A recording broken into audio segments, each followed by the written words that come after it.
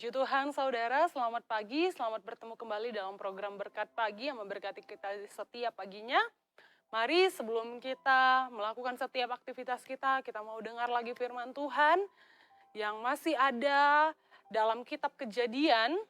Kita masih ada dalam kitab Kejadian, kalau kita mengingat ke belakang, kita pernah beberapa kali belajar tentang seorang Yakub, di mana Yakub pernah melakukan kesalahan dalam hidupnya, kemudian ia bertobat dan berubah sehingga janji akan berkat Allah itu tetap terjadi dalam kehidupan Yakub.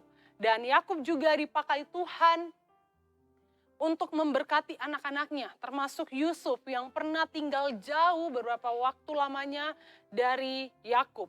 Dan tidak sampai memberkati Yusuf, namun di masa tuanya Yakub pun, Yakub masih dipakai Tuhan untuk memberkati anak-anak Yusuf, Efraim dan Manasye.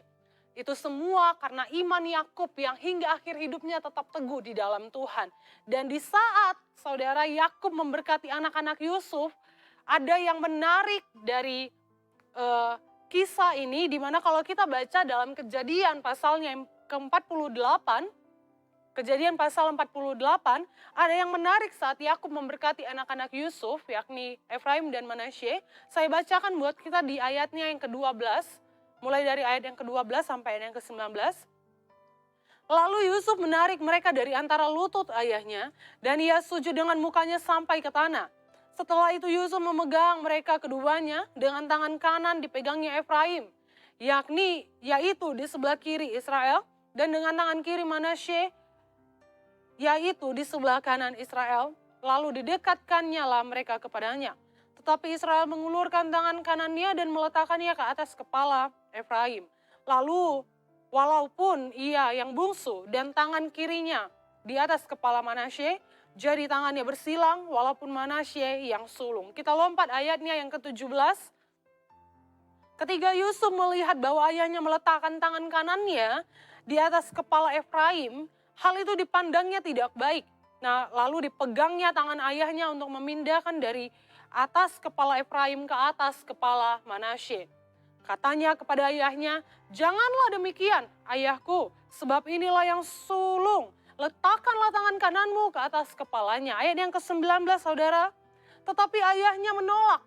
Katanya, "Aku tahu anakku, aku tahu. Ia juga akan menjadi suatu bangsa dan ia juga akan menjadi besar kuasanya. Walaupun begitu, adiknya akan lebih besar kuasanya daripadanya. Dan keturunan adiknya itu akan menjadi sejumlah besar bangsa-bangsa." Saudara yang diberkati oleh Tuhan, kalau kita belajar dari budaya Ibrani masa lampau, dalam budaya Ibrani kuno, di situ ada sebuah tradisi di mana tangan kanan itu melambangkan sebuah kehormatan. Tangan kanan itu melambangkan sebuah kekuasaan, perlindungan, dan biasanya itu diberikan kepada anak laki-laki yang paling sulung. Nah, ini menjadi tradisi yang tetap turun-temurun dilakukan oleh orang-orang pada zaman itu. Namun kita melihat lewat kisah ini, lewat Kejadian pasal 48 ini, di mana kedaulatan Allah itu mematahkan segala ketentuan tradisi yang ada pada masa itu. Kedaulatan Allah itu mematahkan segala ketentuan tradisi yang ada. Dan di Kejadian 48 ini mengajarkan kita, bukan cuma selain kedaulatan Allah, tapi mengajarkan kita juga tentang warisan iman. Inilah yang mau saya bahas, inilah yang mau kita pelajari pada pagi hari ini. Kita mau fokus di warisan iman. Kalau kita baca judulnya, saudara, Yakub memberkati Manasye dan Efraim. Dari judulnya saja kita bisa melihat bahwa betapa pentingnya warisan berkat dari Allah.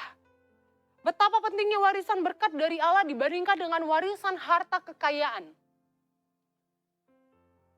Itu mengapa kalau kita kembali ke belakang, kita lihat kisah Yakub, bagaimana dia berusaha sampai ia menipu untuk mendapatkan berkat yang daripada Allah itu.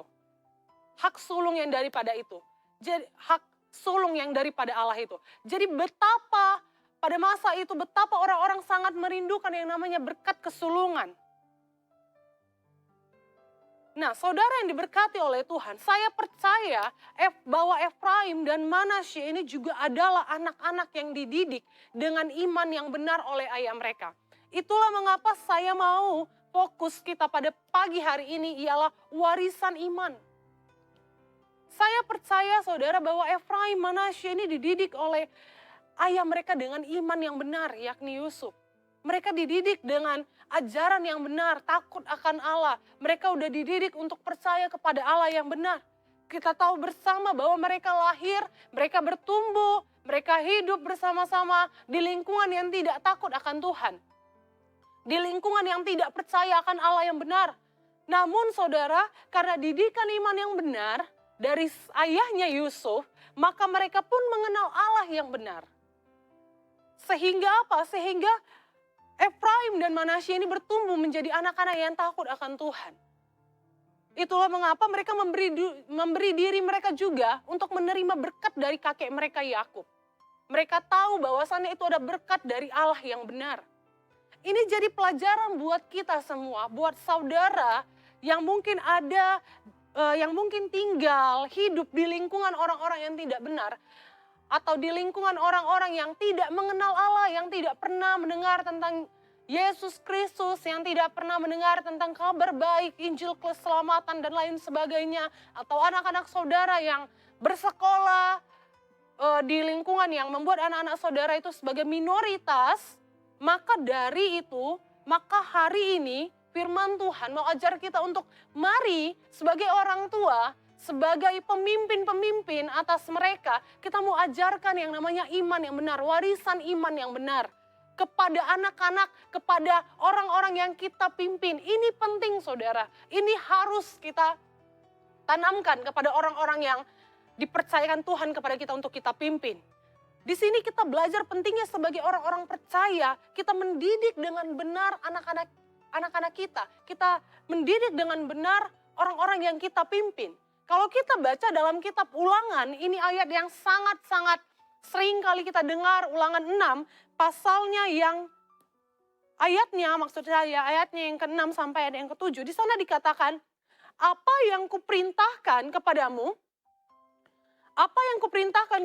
ini firman Allah, pada hari ini haruslah engkau perhatikan, haruslah engkau mengajarkannya berulang-ulang kepada anak-anakmu, dan membicarakannya apabila engkau duduk di rumahmu, apabila engkau sedang dalam perjalanan, apabila engkau berbaring, dan apabila engkau bangun.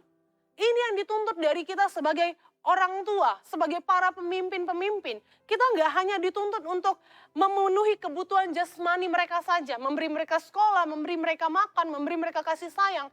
Tapi terlebih dari itu firman Tuhan memberikan kita tanggung jawab untuk kita mendidik anak-anak, untuk kita mendidik orang-orang yang kita pimpin itu untuk takut akan Tuhan, untuk mendidik mereka di dalam firman Tuhan, untuk terus mengajarkan kebenaran firman Tuhan. Dikatakan secara berulang-ulang terus kita sampaikan. Di mana-mana pun kita berada, di perjalanan kah, di rumah kah, di tempat tidur kah, saat kita berbaring kah, ini yang harus terus kita tanamkan, yaitu mengajar mereka tentang kebenaran firman Tuhan.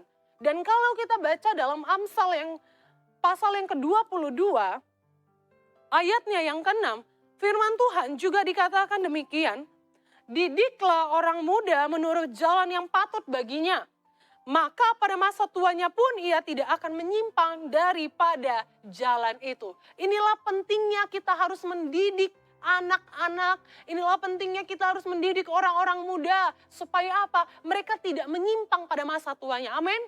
Apa yang kita tanamkan pada saat ini, pada hari ini, kepada orang-orang yang kita pimpin, kita percaya bahwasannya itu tertanam di hati mereka dan itu bertumbuh. Sehingga itu menjadi landasan iman mereka. Sehingga kemanapun mereka berada, mereka boleh tetap kuat di dalam iman mereka.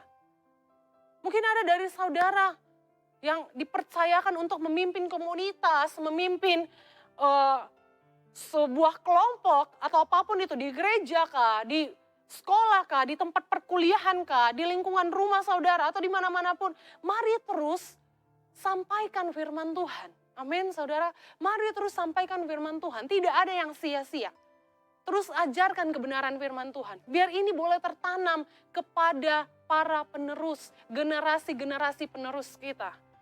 Sehingga mereka pada masa tuanya tidak menyimpang. Mereka punya iman yang kuat, landasan iman yang kokoh di dalam Tuhan. Ini yang jadi tanggung jawab kita sebagai orang-orang percaya, sebagai orang tua, sebagai para pemimpin, sebagai kakak-kakak rohani atau apapun itu. Ini tanggung jawab kita, yaitu mengajarkan terus firman Tuhan. Amin. Biarlah firman Tuhan pada pagi hari ini boleh kembali mengingatkan kita, mengajar kita lagi, menegur kita lagi, untuk kita boleh hidup di dalam firman Tuhan. Bahkan untuk kita boleh senantiasa menyampaikan firman Tuhan kepada mereka, orang-orang yang kita pimpin. Dalam firman Tuhan, Tuhan Yesus memberkati kita semua. Immanuel, Allah beserta kita.